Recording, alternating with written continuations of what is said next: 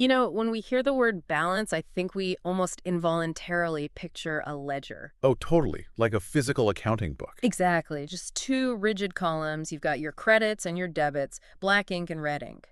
Right. And the implicit rule that we have all sort of agreed to, I mean, without ever really questioning it, is that at the end of the day, those two columns just must perfectly equal zero. Yes, they have to zero out. And it's this underlying assumption of, like, flawless mathematical precision. Which is wild because we've really internalized this old industrial era model.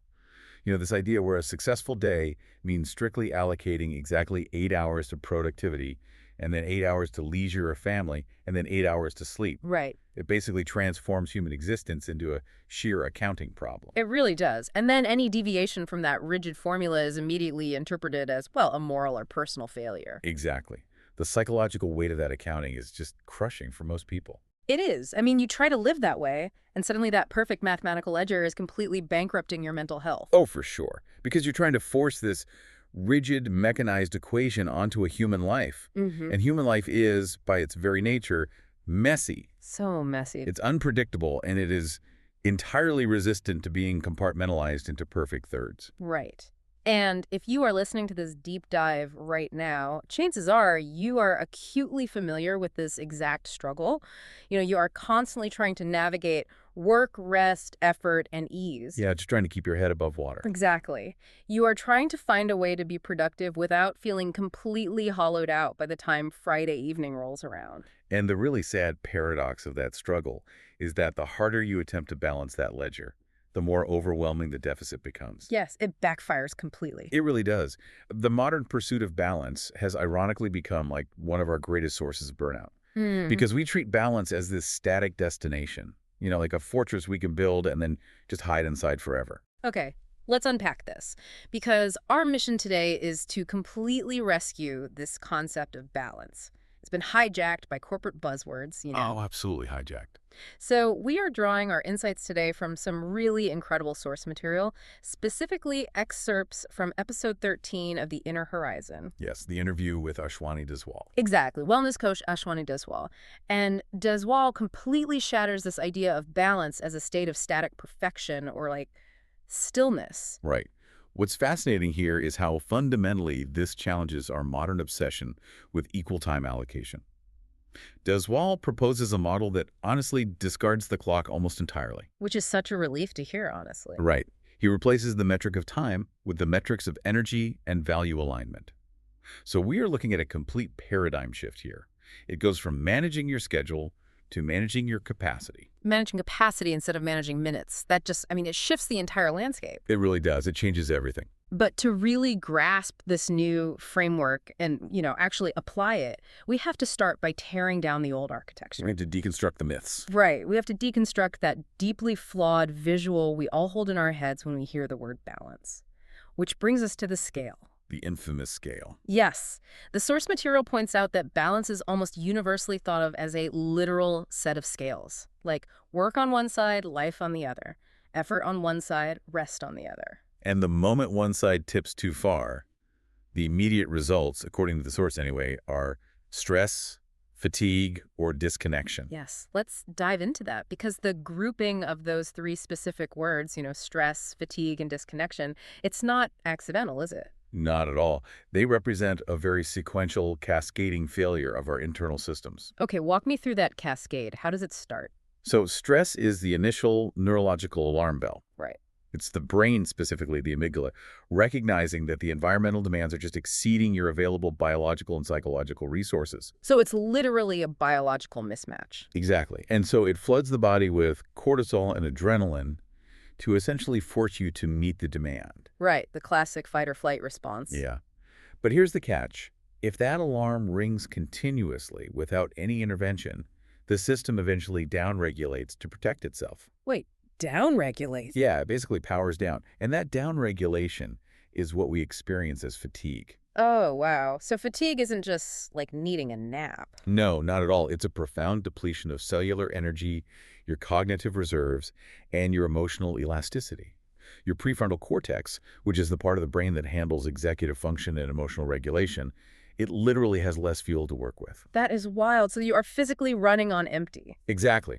Which logically forces the third symptom to appear, which is disconnection. How so? How does fatigue directly cause disconnection? Well, think about things like empathy, curiosity, active listening, or even just feeling joy.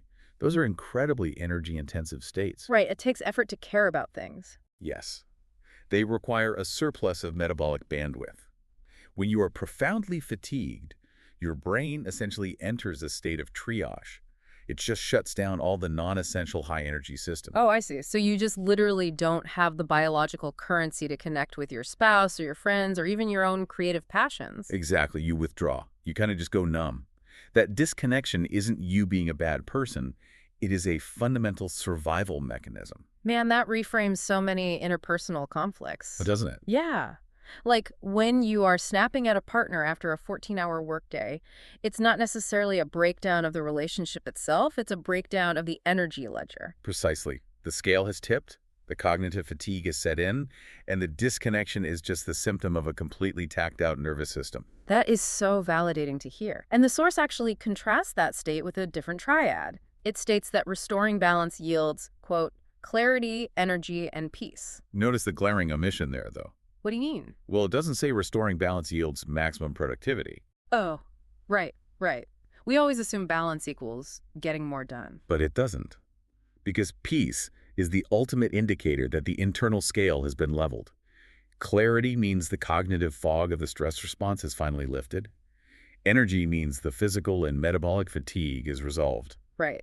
And then peace is the emotional resolution. It's basically the exact antithesis of that disconnection we were just talking about. Yes, it is the capacity to be securely anchored in the present moment rather than mentally projecting into some stressful future or, ruminating on an exhausting past. But the source material introduces a massive variable right here, doesn't it? It does. It states that this balance, this state of clarity and peace, is intrinsically dynamic. Dynamic, meaning it shifts constantly. Constantly. And it lists 3 primary catalysts for this shifting. Do you remember what they are? Yeah, it was seasons, circumstances, and growth. Right. And this is the moment we just have to permanently abandon the image of that frozen, perfectly horizontal scale. Throw the scale away. Exactly. Human life does not occur in a vacuum. Yeah. The external environment is relentlessly in flux. And those are your seasons and circumstances. Right, like a sudden restructuring at your company. Yes. Or prolonged illness in the family, the birth of a child, or even huge macroeconomic shifts. Yeah. These are heavy, completely unpredictable weights that are constantly being dropped onto one side of the scale. I feel like those first two make intuitive sense to most of us. Seasons and circumstances are things that happen to you. Right, they are external. But the third one, growth, that is the real disruptor here, because growth is something that happens within you. It is. The implication here is that our own internal evolution disrupts our equilibrium just as violently as external chaos does. Oh, absolutely. Huh? If we connect this to the bigger picture of human development, growth inherently requires destabilization. Really? Destabilization? Yeah. Imagine you spend, say, 5 years mastering a specific role at your job. You eventually find a perfect equilibrium. Your energy output matches the demand perfectly. Oh, it sounds great. It is great, but because you've mastered it, you grow. You get promoted. Right. And suddenly, the routine that worked perfectly for the old you is entirely insufficient for the new you. Your sphere of responsibility has expanded. The psychological demands have multiplied. So the scale tips. Violently. If you try to rigidly maintain your old comfortable balance while experiencing this new stage of growth, you will generate massive internal friction. Growth forces the scale to tip so you can establish a new center of gravity. Wow. When we visualize static balance, we tend to picture a beautifully staged photograph of a tightrope walker. That's a great image, yeah. Right. They are frozen in midair, their arms are out, perfectly horizontal, bathed in this serene spotlight. And we look at that photograph and think, yes, that is the goal. I want my Tuesday afternoon to feel exactly like that. But that's a photograph. That's not reality. Exactly. Dynamic balance, which is what Deswell is actually describing here, is the unedited video of that same tightrope walker. The video reveals the actual mechanics of survival. Right. You see the walker's ankle shaking. Yes. They are micro-adjusting their weight every single millisecond. If a gust of wind hits, which is a new circumstance, right? They dip one shoulder and they raise the pole. They are never entirely still. Never. They are actively, continuously managing an ongoing state of imbalance just to avoid falling. The stillness in the photograph is an absolute illusion. Balance is not the absence of movement. Exactly. It is a highly responsive, continuous movement. Okay, I hear what you're saying about the tightrope, but honestly, I have to push back a little here. Go for it. If balance is this endless wobbly tightrope walk where my seasons, my circumstances, and even my own personal development are constantly throwing weights onto the scale, Right. isn't the act of trying to monitor all of that just another source of massive anxiety? That's a very fair point. Right, like telling someone who is already completely overwhelmed that their balance is constantly going to shift seems like a recipe for hypervigilance. Yeah. How do you monitor this wobbling scale without obsessing over every single tremor? It's a critical vulnerability in the metaphor if we don't apply the source's modifier. Which is? The text explicitly states that the key is adjusting with awareness. Adjusting with awareness. Yes. It's not about achieving a fortified state where the scale is somehow impervious to tipping. The objective is simply to notice the tip faster and to correct it with gentleness rather than panic. Gentleness. Right. When the tightrope walker feels the wind, they don't freeze and tear and berate themselves for wobbling. They don't say, oh, I'm a terrible tightrope walker. Exactly. They expect the wind, they feel the shift, they accept the data, and they naturally lean the opposite way. The anxiety you're describing stems from the false expectation that you shouldn't be wobbling in the first place. Oh, wow. That shifts the entire paradigm. So the stress isn't the wobble itself. The stress is our internal resistance to the wobble. Yes, exactly. When you expect life to be perfectly symmetrical, every shift feels like a personal failure. But if you expect the scale to be dynamic, a shift is completely neutral data. It's just a dashboard indicator light. Right. It's just a light saying, I'm leaning heavily into effort this week. I need to intentionally engineer some ease. It completely removes the moral judgment from feeling out of balance. Exactly. And once we strip away that moral judgment and actually accept the dynamic nature of the scale, we have to reevaluate the most notoriously toxic metric in our modern vocabulary. Let me guess. Work-life balance. You got it. Ashwani Deswal's interview takes an absolute sledgehammer to the conventional wisdom surrounding this concept.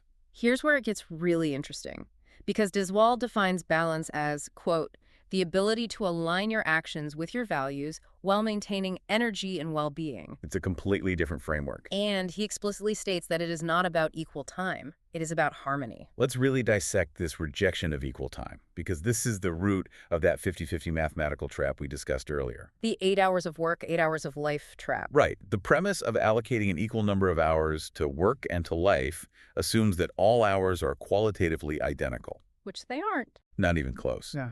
It assumes that an hour spent drafting a highly contentious, stressful legal document drains your nervous system by the exact same metric that an hour spent reading a novel restores it. Which is empirically false. Time is an objective measurement, right? Yeah. But human consciousness experiences time subjectively. You cannot solve a deeply subjective, qualitative problem using an objective, quantitative tool like a stopwatch. It just doesn't work. Right. Like if you work a grueling 10-hour day and spend 2 hours with your family, the ledger says you are catastrophically unbalanced. The math looks terrible. But if those 10 hours of work were spent in a deep flow state, doing something you are profoundly passionate about, and those 2 hours with your family were incredibly present, totally device-free and joyful, your internal state might actually be entirely harmonious. Absolutely. Conversely, you could work a strict 8-hour day, have 8 hours of quote-unquote free time, and still feel utterly depleted. Because the work is soul-crushing, and the free time is spent doom-scrolling on the couch. Exactly, because the mathematical trap entirely ignores the energetic density of the time spent. And this is why Deswal injects the concept of values into the equation. The source completely reframes balance from an exercise in time management to an exercise in philosophical alignment. That is a huge leap. It is. Time management simply asks, how can I optimize my schedule to fit all these tasks into my day? Right. But value alignment demands a much harder reckoning. It asks, do these tasks actually belong in my life at all? Wow. It forces an audit of your identity, basically. Yeah, it really does.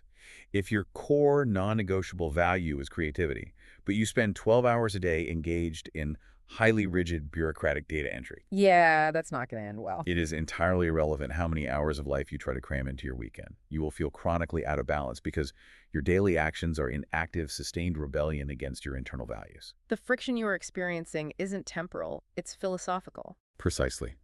And this explains the specific timeline of research outcomes that Deswall cites. He notes that individuals who achieve this value-aligned harmony experience less stress, greater satisfaction, and stronger resilience. Less stress, greater satisfaction, stronger resilience. Yes, and those three outcomes map perfectly to the human psychological experience. Less stress is the immediate visceral relief. Right, the alarm bells stop. Exactly. The moment you stop forcing the impossible 50-50 time split and start prioritizing value alignment, the amygdala stops firing.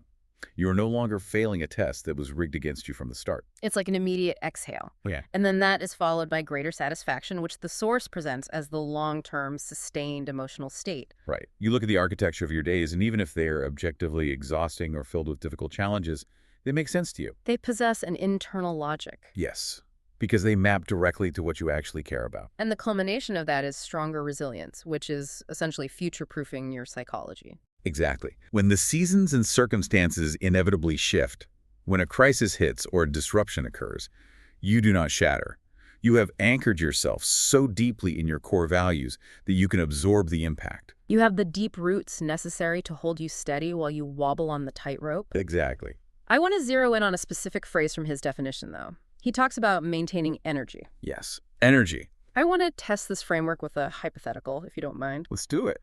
Let's say I am in the middle of launching a startup or writing a dissertation or, I don't know, gut renovating a house. Okay, something massive. Yes, it is all-consuming. It requires 90% of my waking hours. I have virtually zero leisure time. My ledger is an absolute disaster. Right. But the project perfectly aligns with my deepest core values, and despite the intense physical and mental exertion, the act of doing the work actually provides me with a profound sense of purpose and, like, psychological momentum. Okay, I see where you're going. Would Diswell argue that I am perfectly balanced even if my schedule is completely lopsided? Is energy the ultimate currency here, superseding time entirely? If we connect this to the bigger picture of Deswell's philosophy, Yeah. the answer is an unequivocal yes. Wow, really? Yes. You have identified the absolute core of the paradigm shift. True harmony is a balanced energy ledger, not a balanced timesheet. That is so freeing to hear. It is. If that 90% time investment is generating a massive surplus of psychological and emotional energy, then the system is solvent.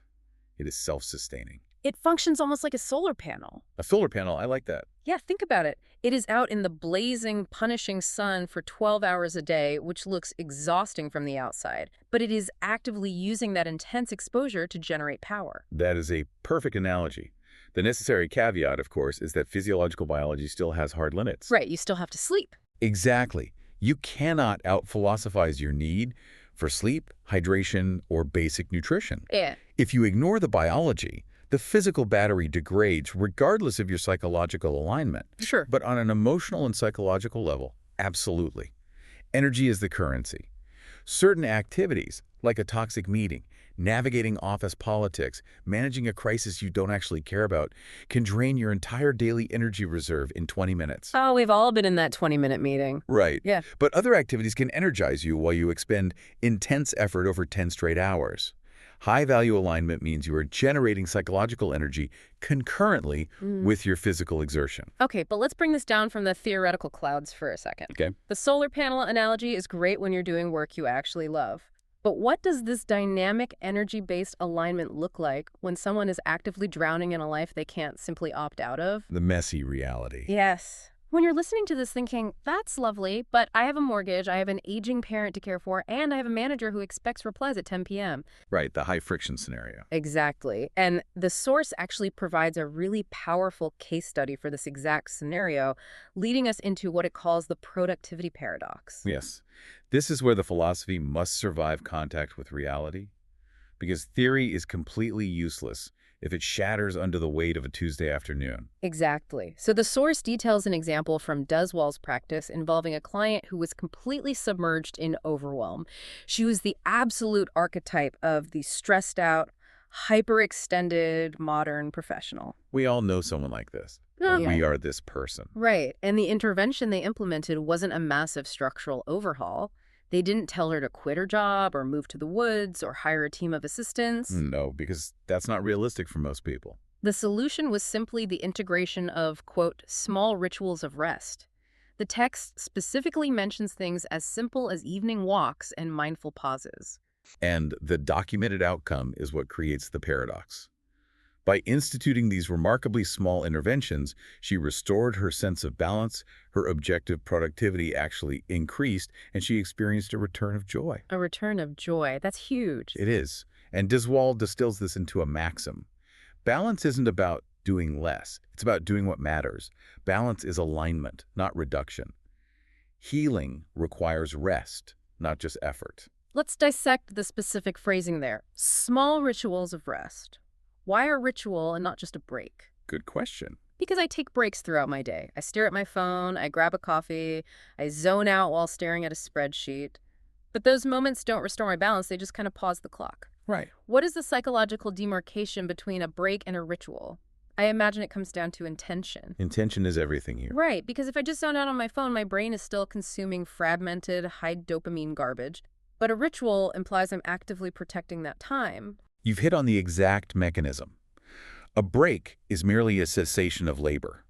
It is just a void in the schedule. You stop typing, but your mind is still spinning, still entirely bathed in cortisol, still processing the residual stress of whatever you were just doing. Checking social media is not a break for your brain. No, it just floods the prefrontal cortex with entirely different unhelpful data streams. A ritual, conversely, is an active, intentional engagement with restoration. It possesses consistency and a degree of, sacredness. Sacredness. I like that. By elevating a simple 10-minute walk into a ritual, you are sending a very clear biological signal to your nervous system. You're demarcating a boundary, consciously shifting the brain from a state of sympathetic arousal, the fight-or-flight state, to parasympathetic dominance. The rest and digest state. Exactly. It's the difference between accidentally dropping your phone on the charging pad for 3 minutes while you search for your keys versus intentionally plugging it into the wall overnight. Oh, that's good. Right. One gives you a meaningless 1% bump. The other actually resets the system. Precisely. The ritual creates this impenetrable boundary around the rest, shielding it from the contamination of ambient anxiety. And that psychological shielding is exactly what drives the productivity paradox. Because the client didn't reduce her workload. We all reflexively assume that the only cure for overwhelm is reduction. We just have to do less. Right. But she actively added rest to an already packed schedule, and counterintuitively, her output improved. Because fatigue is the absolute enemy of efficiency. When you are operating in a state of profound cognitive depletion, a task that requires 1 hour of focused attention suddenly takes 3 hours. Because you're staring at the screen. Right. Your error rate spikes. Your working memory degrades. You lack the cognitive flexibility required for creative problem solving. So you're just spinning your wheels. Exactly. By injecting these mindful pauses, by deliberately adding rest, she wasn't stealing time away from her work. She was clearing the biological waste products, like adenosine, from her brain, which restored the cognitive sharpness required to execute her work efficiently. She didn't reduce her load. She leveled up her capacity to carry it. Beautifully said. That ties directly into the text's profound realization that healing isn't just about effort, it's about rest. Society treats healing or self-improvement or finding balance as just another aggressive task to add to the ledger. Oh, completely. We think, okay, my burnout is a problem. Let me buy 4 books on habit formation, download 2 meditation apps, hire an executive coach, and completely optimize my morning routine starting at 4:30 a.m. We try to effort our way out of exhaustion. Yes, we make rest another job. It is the great tragic irony of the modern wellness industry. We approach rest and recovery with the exact same hyperachieving type A aggression that burned us out in the first place. We literally try to win at relaxing. We try to optimize our downtime, but the source argues vehemently against this paradigm.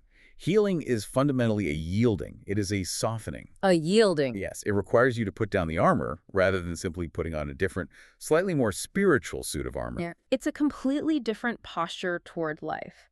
You see how often people believe they need a massive systemic intervention to cure burnout. Like they need a whole new life. Exactly.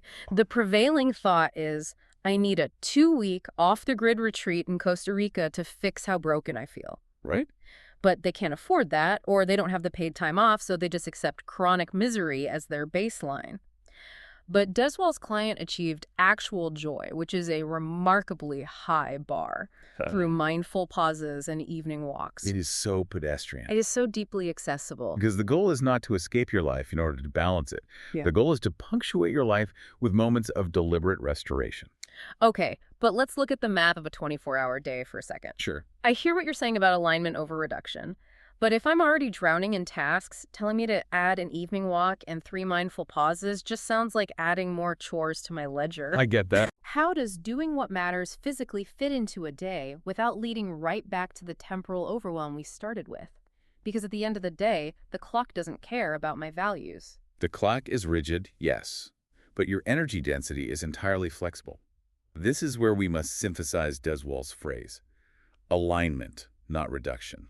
Oh, yeah. The evening walks and the mindful pauses are not new tasks in the same category as answering emails or attending meetings. They are the physical recalibrations of the dynamic scale we discussed earlier. Like the tightrope walker. Exactly. Think of them as the tightrope walker micro-adjusting their pole. The physical act of adjusting the pole isn't an extra burden the walker has to carry. It is the very mechanism that prevents them from falling to their death. Ah. The rest isn't adding weight to the scale, it's shifting the center of gravity, so the weight becomes manageable. Exactly.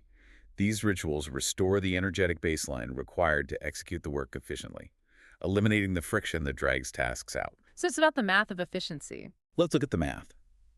If a mindful pause takes 5 minutes, but it prevents you from staring blankly at your screen in an afternoon slump for 45 minutes, you have effectively generated 40 minutes of usable time.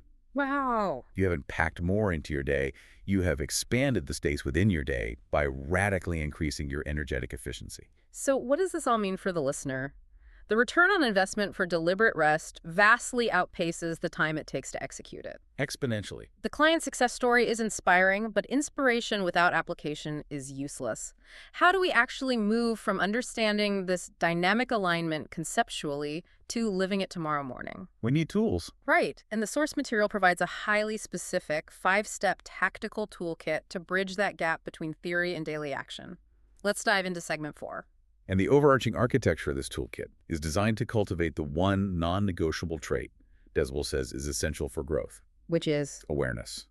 These 5 steps are not disjointed productivity hacks. They are an integrated system of awareness generators.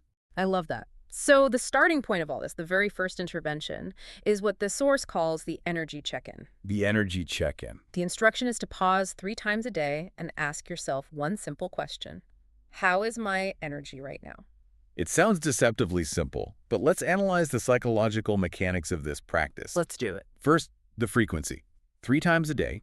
Doing this in the morning, at midday, and in the evening effectively breaks your waking life into 3 distinct, manageable acts. Right.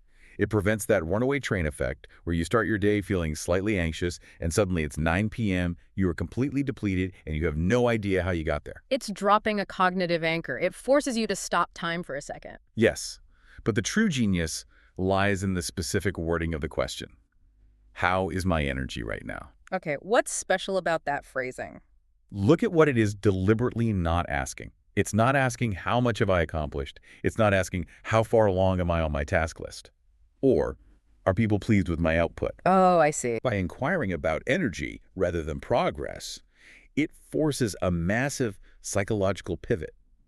It forcibly shifts your internal gaze from external productivity to internal capacity. It forces you to look at the fuel gauge instead of obsessing over the odometer. That's a brilliant way to put it. You can't safely drive a car across the country just by measuring how many miles you've covered. You have to constantly monitor how much gas is actually in the tank. Right. If you do this check-in at 2 p.m. and the honest answer is, my energy is brittle, I am running on fumes, and my patience is gone. Then you know. Right. That real-time awareness allows you to make an adjustment before the system completely crashes. And once you have that data, once you recognize that the fuel gauge is flashing red, you need an immediate intervention, which transitions us directly into the second practice. Micro-rest rituals. Exactly. The source defines these as adding short breaks like stretching, engaging in deep breathing, or simply stepping outside. This connects perfectly back to the client story with the evening walks. These aren't vacations. These are physical, localized interventions designed to disrupt cognitive overload. We chronically overcomplicate rest. We really do. We are conditioned to believe that rest requires a massive financial or temporal investment. Like a spa A day. spa day, a weekend retreat, a completely empty calendar. But the text is arguing for radical simplicity here. Stand up, step outside, look at the horizon instead of a screen. Take a deep diaphragmatic breath. Stretch your arms. It's so accessible. These actions require zero financial capital, no major life changes, and no permission from a supervisor. I imagine the biology behind this is incredibly straightforward. Modern knowledge work puts us in this shallow breathing, hyper-focused trance. It's terrible for us. We are bathed in the blue light of our screens, our posture is hunched over a keyboard, and our brain interprets the sustained tension as a literal physical threat. It is a state of chronic sympathetic nervous system arousal. Your biology thinks you are being hunted. Wow, hunted by an email. Literally. By standing up, stretching, and breathing deeply, you are utilizing a biological override. You're hacking the system. You are sending an unavoidable physiological signal from your body back up to your brain that says, we are safe.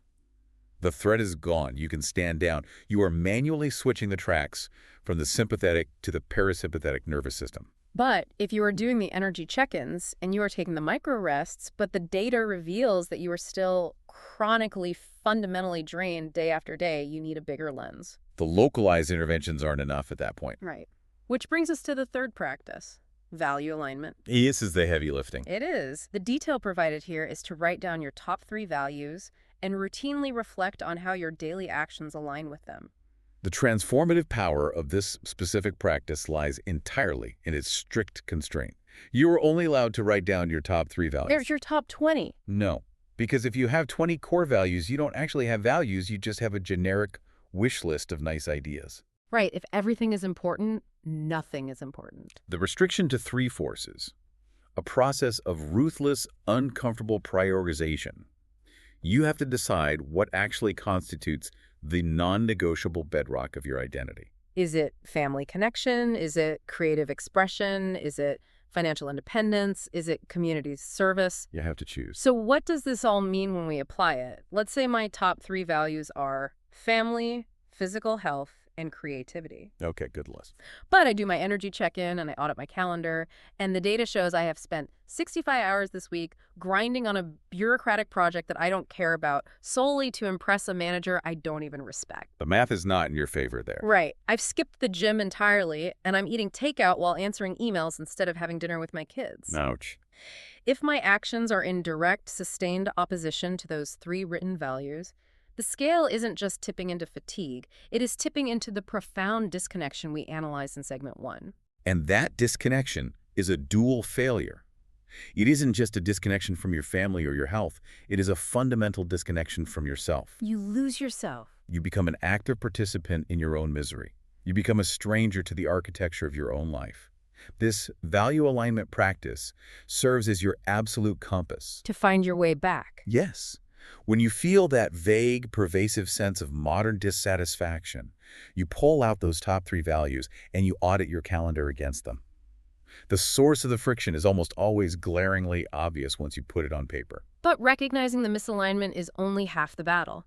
If you identify health as a core value, but your calendar is consumed by draining obligations, you are forced to make a hard choice. Action is required. You have to eliminate a stressor.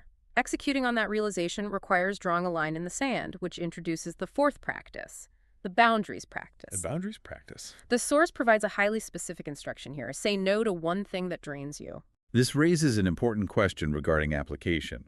When everything in your life feels urgent, when every email is marked high priority, how do you know what to say no to? This is where we see how elegantly the source material has interlocked these practices.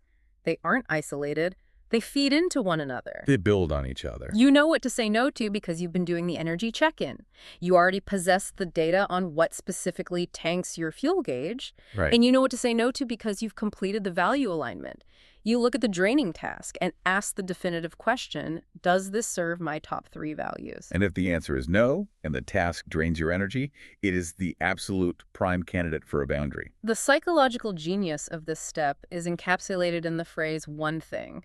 Saying no to one thing. Just one. When people realize their lives are misaligned, the impulse is often destructive. They want to burn the entire ledger to the ground. Oh, yeah. They want to quit their job, uproot their family, and move to a farm in the middle of nowhere. Exactly. And that desire for total overhaul induces sheer paralysis because it's too massive to execute. You can't just move to a farm tomorrow. No. But saying no to one thing bypasses that paralysis. You don't have to overhaul your entire existence by 9 a.m. tomorrow. You just have to say no to the recurring committee meeting where you offer no value. Or you say no to checking your inbox after 8 p.m. Or you decline one social obligation that you were only attending out of guilt anyway. It is a micro-victory.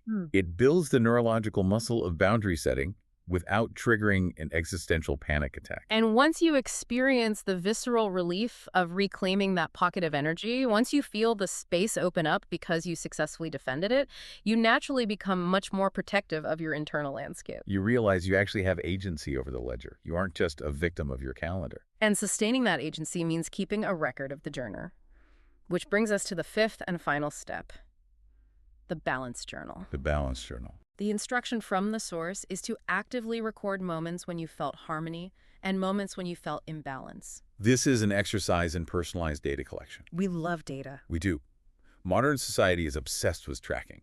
We track our daily steps, we track our caloric intake, we track our REM sleep, we track our screen time. We have dashboards for absolutely everything. But we never track our internal state. Exactly. How often do we rigorously track our internal harmony? By writing this down, you are generating a highly personalized longitudinal data set of your own psychology. You start to identify the invisible patterns governing your days. You might write down, every time I have a one-on-one with this specific client, my energy is brittle for the rest of the afternoon. Or conversely, every time I protect 15 minutes to read a book before opening my laptop, I feel a sense of grounded harmony that buffers me against the morning chaos. You are actively mapping the topography of your own inner horizon. The source wisely notes, balance grows with awareness. You cannot adjust the weights on a scale if you are entirely blind to the fact that it is tipping. The journal is the mechanism that renders the invisible emotional forces in your life visible. It makes it tangible. Each adjustment strengthens harmony. That is a direct quote from the text, and it is such a profoundly forgiving way to encapsulate this entire journey. It fundamentally changes the criteria for success. It takes the pressure off achieving a flawless outcome and places the entire value on the process of awareness. The adjustment itself, the wobble, the lean, the recovery is the victory. A wobble is the victory. I love that. So let's pull all of these threads together for you, the listener. We started this deep dive with a mission to rescue the concept of balance from the impossible punishing math of a 50-50 ledger. We did. We explored the devastating cascade of stress, fatigue, and disconnection. And through Ashwani Deswal's framework, we've navigated a massive philosophical shift. Balance is not perfect stillness. It is not an accounting trick where you divide your hours equally. No, it's not. Balance is the dynamic, active presence required to fluidly adjust to life's changing seasons, circumstances, and your own internal growth. It's movement. It is the willingness to wobble on the tightrope, armed with the awareness that the wobble isn't a failure. It is simply the physics of moving forward. It is, as the source concludes, the practice of honoring both effort and ease. Honoring effort and ease. If you take nothing else away from this deep dive, hold on to that. Static perfection is off the table. It was an illusion to begin with. Let it go.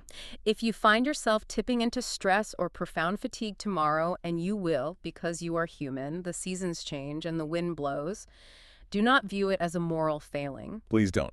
Do not beat yourself up for losing the perfectly level ledger. View the tip as a signal. It is a completely neutral, incredibly valuable data point communicating to you that a micro-rest, an energy check-in, or a gentle boundary is required. You have the theoretical framework and you have the tactical toolkit. You have the ability to continually recalibrate. You have the power. And as we close out, we want to leave you with a final thought to mull over. Something to chew on as you go about your week, building on the architecture of everything we've explored today. What is it? Think about this. If balance is truly dynamic, if it is inherently designed to shift with seasons, circumstances, and growth, as the source insists, then is it possible that the moments in your life when you feel most aggressively out of balance aren't failures at all? What if those moments of intense, uncomfortable imbalance are actually just the natural, necessary friction of you entering an entirely new season of growth? Wow. It reframes the anxiety completely. The imbalance is simply the friction of your own expansion. Exactly. The wobble just means you are finally walking a higher wire. Thank you so much for joining us on this deep dive into the harmony that sustains us. Take a breath, step outside, honor your effort, but don't forget to honor your ease. Stay present and keep reaching for your inner horizon.